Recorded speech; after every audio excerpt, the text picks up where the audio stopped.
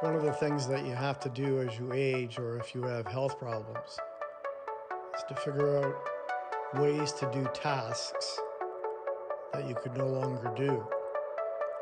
In this, for instance, I'm checking the gutters on my house as I can no longer go up a ladder, and I wouldn't want to call somebody to come to clean them if they didn't need to be cleaned.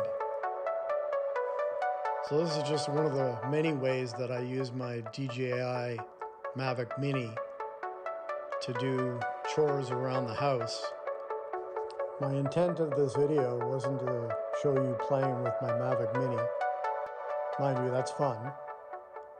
It was to illustrate the fact that as you do get older, there are ways to do things that aren't really expensive, considering the Mavic Mini was only a few $100s. And I use it for photography as well as tasks like checking the gutters.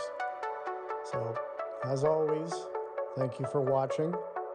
Please subscribe to my channel, hit the like button, and have a wonderful day.